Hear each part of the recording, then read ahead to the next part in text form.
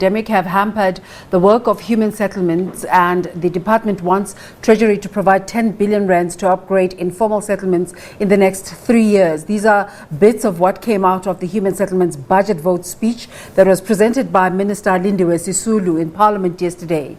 Mbulelo Tshangana is the Director General for Human Settlements, and he joins us now via Zoom. A very good day to you, Mr. Tshangana. Thanks for making the time. We know you're having multiple post-budget meetings in Parliament today. Good day to you and good day to SABC viewers. 5 million houses delivered since 1994, with 60 million and counting in population. Also, your annual targets for the 2019-2020 year have not been met. Does this even make a dent? It does. It makes a lot of dent, and that's a big number by any standards. You can do your comparative case studies and look at other emerging countries, Brazil, India, Mexico. They don't come anywhere closer to the delivery target that the government has achieved.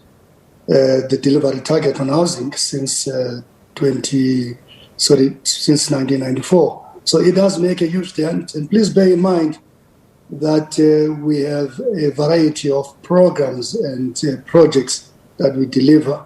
It's not just a house, it's provision of basic services, it's service stands, security of tenure. There's a wide range of products and services that this government has delivered over the last 25 years. When you say 35.1% of the population has benefited from the work of human settlements, one of the stated priority projects is the 136 spaces throughout the country to address historic apartheid spatial planning programs. What has been progress here? We've just a few moments ago spoken to different people around the country, residents voting in by-elections today.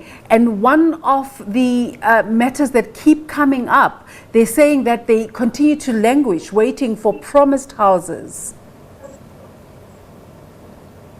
There are three things that you've raised in your question. The first one is dealing with apartheid spatial planning. Let's start with that one. In this term of government, this 5-year term of government, we have contracted to deliver 136 priority human settlements development areas. We have already gazetted these areas. We can give you a list. Yes. There is an interjection. We can still hear you. Can you hear me? Okay. Thank you very much. There's someone from your background who's interjecting. We have delivered, we've already gazetted these areas. We have delivered a number of social housing programs, and I'm sure some of them, you don't associate them with government programs, but we can give you a list of some of the social housing projects, Sky City, which was handed over by the Minister of Human Settlements last week, and there are many others.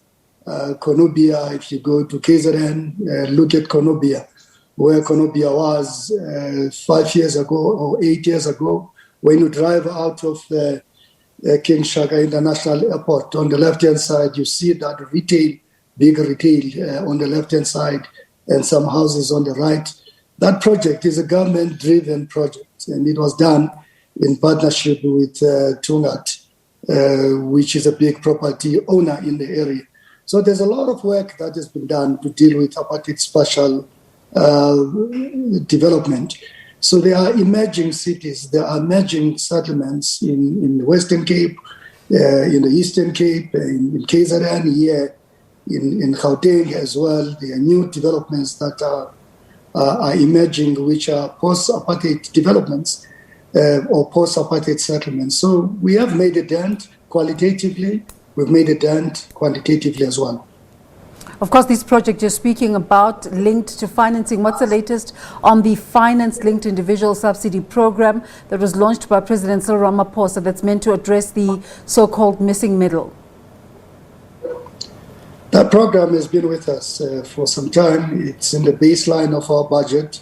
It is managed by the Human Settlements Development Bank, formerly known as NHFC.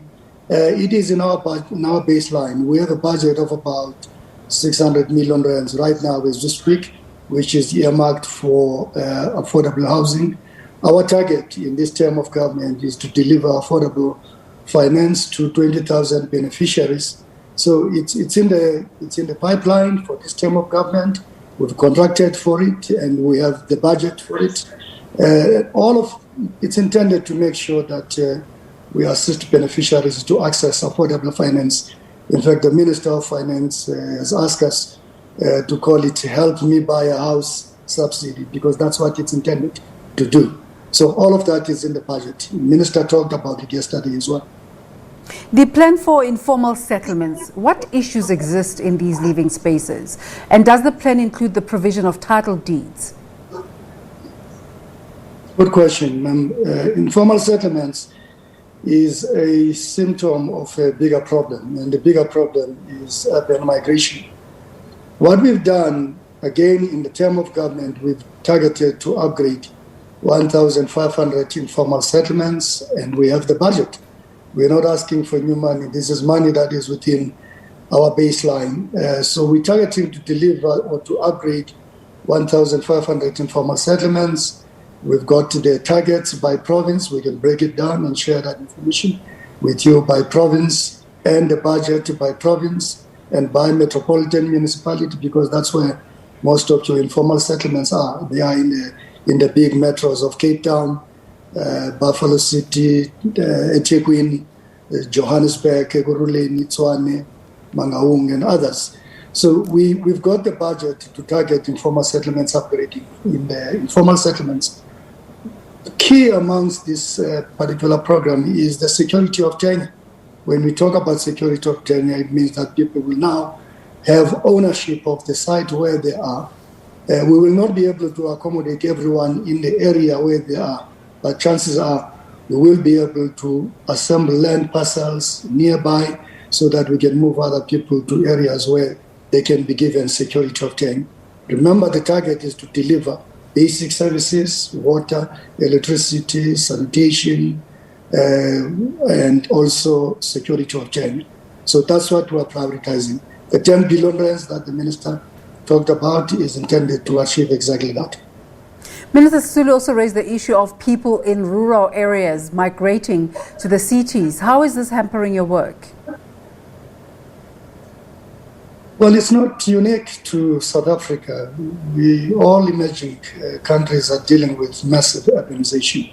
If you've been to Rio or Sao Paulo, as you land, you will see a lot of favelas, as they call them, informal settlements over the mountains. And what Brazil does, which is exactly what we do here as well, is to provide lines of service to those informal settlements.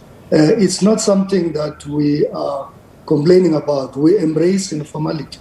It is the nature of the business. Even the big cities like your Paris, your London, if you go back and you look at the history of those big cities, they had informality. In around 1800, some urban centers within Paris, London, and other major cities, New York, were not habitable. But over time, they planned for it. And they embraced informality, and they provided lines of service so that people can live in habitable places. So we embrace informality, we embrace informal settlements upgrading. That's why we have a program and we have the budget to make sure that people live in habitable spaces. We're not looking at it as an irritation. I also wanted to ask you, Director General, about the issue of undocumented migrants, and you can weave it into the answer as you answer this question. I'm going to ask you now, concerns yesterday regarding posts by social media influencers supposedly to hype the speech that the minister was going to give. What is the situation here? Is the department using influencers as a strategy? And if so, how do you select your influencers? I know you have responded in a statement where you say it's a bit of a confusing statement, because on the one hand you say you have not secured influences. But in the same statement, you say the COVID-19 pandemic has taught us that we need to do things differently, and among those is to use social media to communicate our messages. What is the real situation here?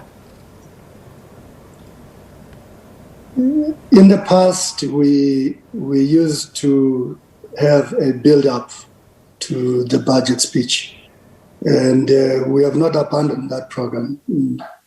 Minister Sisulu was in Albertine, was in Israel, here in Gauteng, last week handing over one of the projects, social housing projects, called Sky City Project, which is a high-density development.